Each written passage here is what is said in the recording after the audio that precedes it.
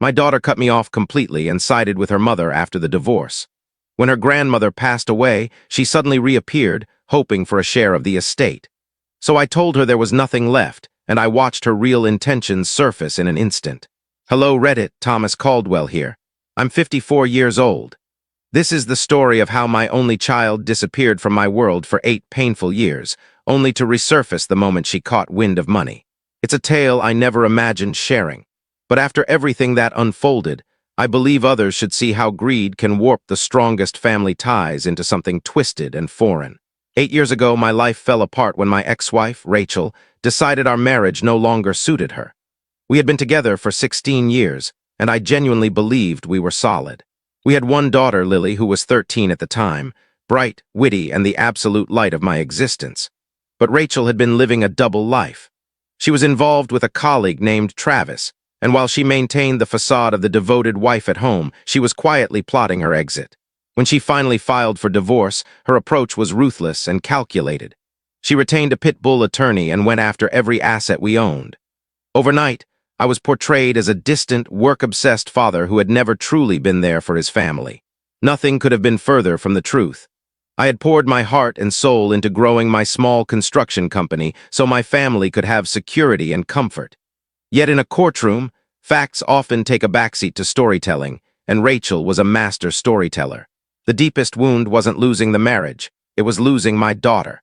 The divorce drained me dry, emotionally, financially, and spiritually. But the real devastation was watching Rachel systematically poison Lily against me. Whisper by whisper, she convinced our daughter that I had been planning to abandon them, that I valued the business over her dance performances, that I had tried to steal their home. Lily, young and trusting, absorbed every word. Our court-ordered weekends became battlegrounds. Rachel would forget to inform me about school events, cancel plans at the last second, or tell Lily I had said I was too busy for her. Each lie sliced deeper when I eventually learned the truth. I tried desperately to keep the bond alive. Movie nights, camping adventures, late nights helping with science projects. Anything to prove my love was real. But Rachel had more time, more access, and an unrelenting desire for vengeance. By the time Lily turned 15, she barely acknowledged me. She'd sit in the passenger seat staring at her phone, refusing conversation. Then one afternoon, she delivered the blow that shattered me. Mom says you only want visitation so you don't have to pay extra child support. That same day, she blocked my number and every social account. I kept sending gentle messages. I love you, I'm here whenever you're ready. But they vanished into silence. The legal system offered no help.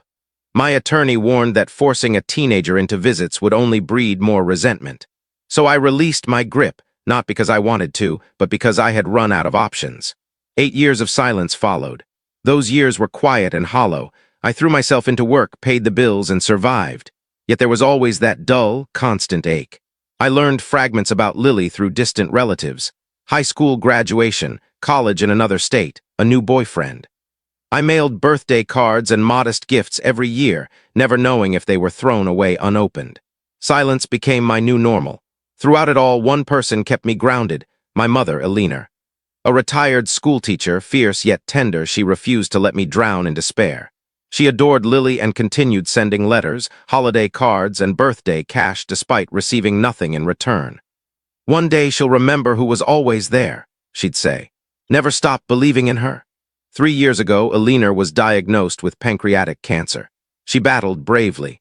I was by her side for every chemo session, every hospital stay, every 3 a.m. phone call when the pain became unbearable.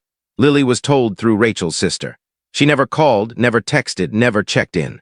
When Mom passed 6 months ago, it felt as if the final thread holding my heart together snapped. She had been my confidant, my rock, the last family member who still chose me unconditionally.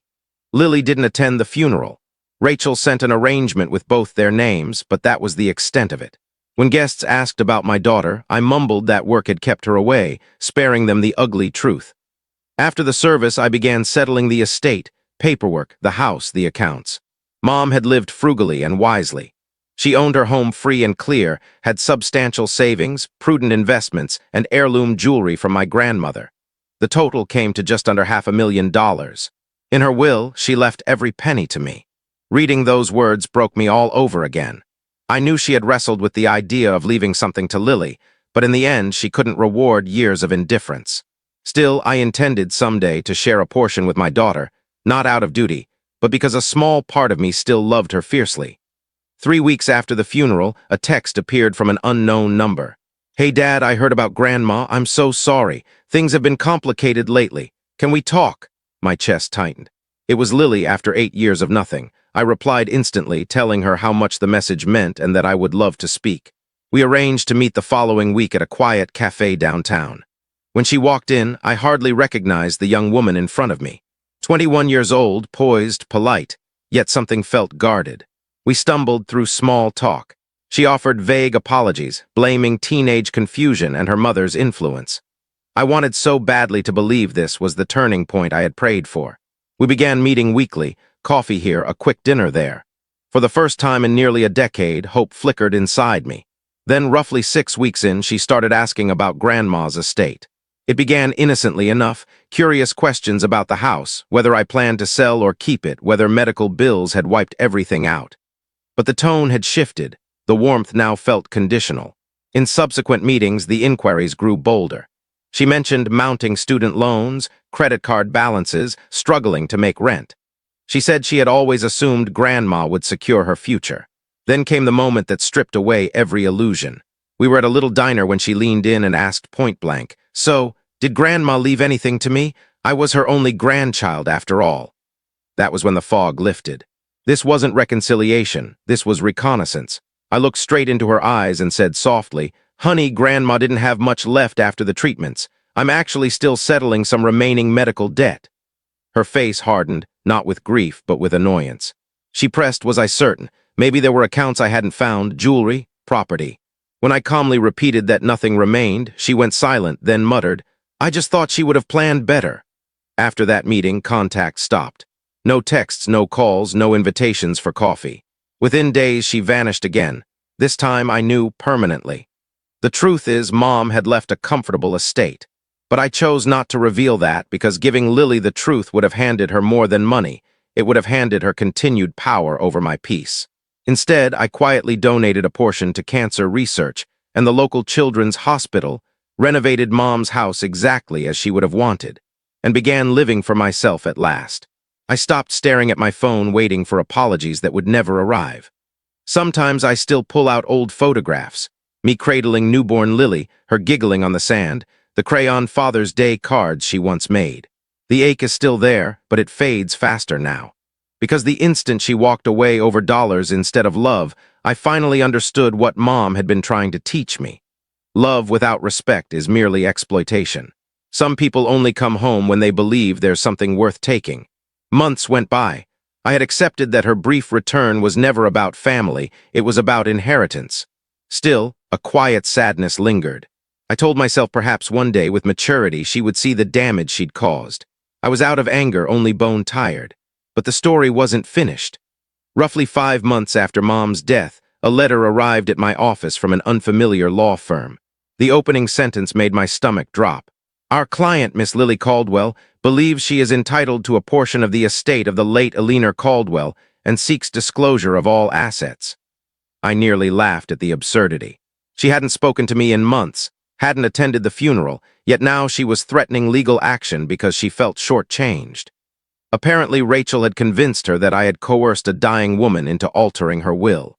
They accused me of undue influence while Mom was ill, insisting the rightful grandchild had been deliberately disinherited. It was the same playbook Rachel had used during our divorce, only now she had turned our adult daughter into a weapon. They filed an actual contest against the will, requesting the court freeze every asset until an investigation could take place. I sat in that courtroom the first day and watched Rachel and Lily enter side by side. Lily looked uncomfortable. Rachel wore the same triumphant half-smile she used whenever she believed victory was near. When our eyes met, she gave a tiny, knowing nod, as if to say, "Here we go again." This time, she had miscalculated. Mom had been meticulous. Every change to her will, every medical update, every intention was documented, witnessed, and notarized years before her diagnosis, when her mind was sharp as ever. Attached to the will was a handwritten letter in Mom's unmistakable handwriting. "I love my granddaughter with all my heart. but she has chosen to walk a different road. My son Thomas has been my steadfast companion through every trial. All that I leave is my gift to him, and through him, to the future he builds.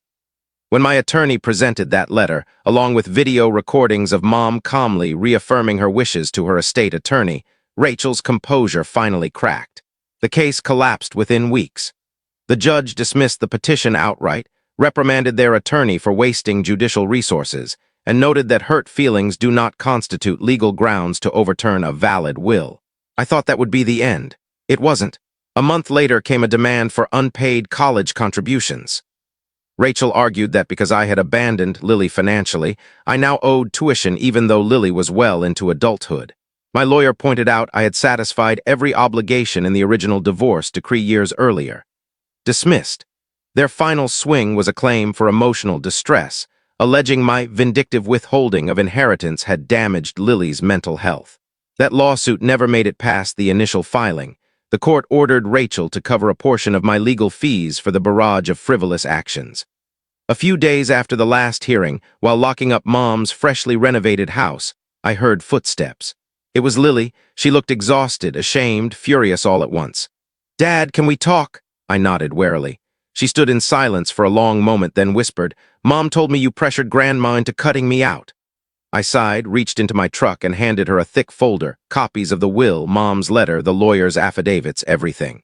She flipped through the pages, eyes racing. When she reached Mom's handwritten words, "She has chosen to walk a different road," tears spilled over. "She really wrote that?" she asked, voice breaking. "She did," I answered. "Because her heart was broken, Lily. You never once picked up the phone. Not for her, not for me." Lily cried, real, raw tears this time. For a fleeting second, I saw my little girl again, the one who used to run into my arms after preschool. "I screwed up so badly," she whispered. "I believed everything Mom told me." "You were a child then," I said. "You're an adult now. You get to decide who you are going forward." She nodded through sobs, apologized again, said she wanted to rebuild. But even in her tears, I heard the hollowness, like she was apologizing to salvage her conscience more than to restore what was lost. That was the last time we spoke in person. In the year that followed, I sold Mom's house and bought a modest place on the coast, quiet, peaceful, far from old ghosts. I grew the business, traveled, met kind people who reminded me that chosen family can be stronger than blood. I never blocked Lily, but I stopped initiating. Every few months a short message would arrive. Happy birthday, Merry Christmas, polite, distant, obligatory. The love that once bound us had been burned away by manipulation and greed. You cannot rebuild trust on ashes. One final text came a few months ago. "I just wanted to say thank you for everything you did for Grandma. I'm sorry for how I behaved. I hope life is treating you well." I replied simply, "It is. I hope you find peace too." No bitterness, no rage, just closure. Here's what I've learned and what I want anyone reading this to know. Not everyone who shares your DNA deserves a permanent place in your life. Family is not merely biology. It is loyalty, integrity, and mutual respect freely given. Rachel eventually lost the house she fought so viciously to keep. Her marriage to Travis crumbled years ago. Lily, from what little I hear, is finally paying her own way, learning the weight of real responsibility. As for me, I wake up every morning to the sound of waves. I fish on weekends, volunteer with kids who still have a chance at healthy families, and live in the home I restored with Mom's legacy. When the sun dips below the horizon, I think of Alina and how she always said the truth reveals itself in time. She was right. When the smoke of greed finally cleared, what remained wasn't vengeance. It was freedom.